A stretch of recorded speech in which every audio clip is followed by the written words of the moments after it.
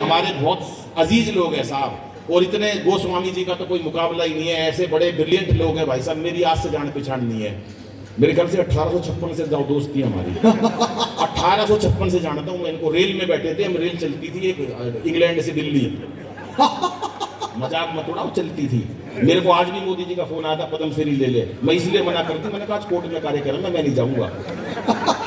आप समझा करो, बहुत बड़े वक्त कवि हैं हम, छोटे मोटे कवि नहीं है। राजेश चेतन है, ये भी अब विदेशों में जाने लगा। अभी इतनी झूठ बोली, मैं 15 देशों में गया, ये कहीं नहीं गए, ये यहीं पढ़े हैं रोहनी में पास में।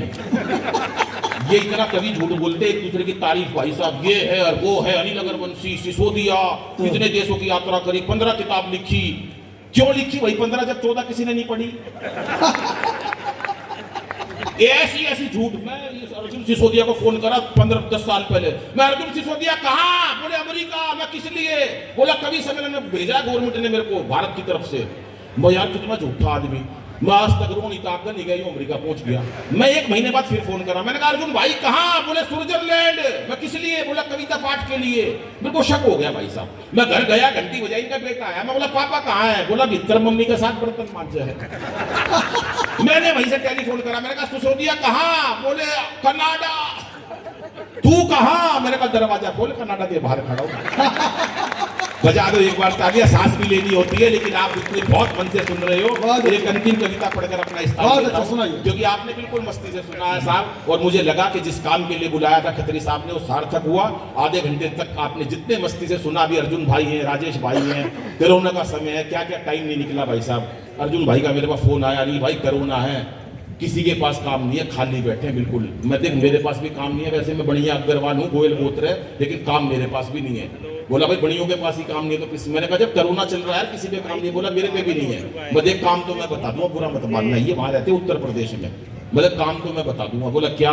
मैं हमारा पीतमपुरा में यहाँ पर है ना, ये जो टीवी टावर है, इसके पास सर्कस लगती है, उनका भालू मर गया। बोला मन में क्या करना है? मैं कुछ नहीं, तो यार तुम भालू के कपड़े पहन के कूदना, वहां 500 रुपये। बोला अच्छा। ये आ गए भाई साहब पीतमपुरा, तो रुना की बात बता रहे हो। तो वहां कूदने लगे जोर जोर से, डांस करना था, भालू पोर करना क्या था। मैं भालू इतनी जोर से कूदा, बराबर में शेर का बाड़ा था, उसमें जाके पड़ गया भाई साहब। अब शेर को देखते की बंद की, हे जंगल के राजा माफ कर दो, मुझे मत खाना, मैं कोई भालू वालू नहीं हूँ। नकाब उतार के फेंक दिया, मैं अर्जुन सिसोदिया हूँ। शेर ने भी नकाब उतार के फेंक दिया, बोला मैं अभी कोई शेर वेर नहीं हूँ, मैं भी अनिल अगरवंशी हूँ। तो ये मस्ती की बात रहती है साहब। तो मैंने बताया साहब, जीवन के अंदर 4 पंक्तियां बेटियों के लिए कहना चाहता हूं कि इसे बेटा बना पालो तो ये इतिहास छू लेगी। छोटी बच्चियों को हम गर्भ में मार देते हैं साहब, तब कहना चाहता हूं कि इसे बेटा बना पालो तो ये इतिहास छू लेगी। करो विश्वास बेटी पर तो ये विश्वास छू लेगी। कभी जीवन में बेटी को नजरअंदाज मत करना, जरा से पंख खोलोगे तो ये आकाश छू लेगी। धन्यवाद, नमस्कार, जय हिंद।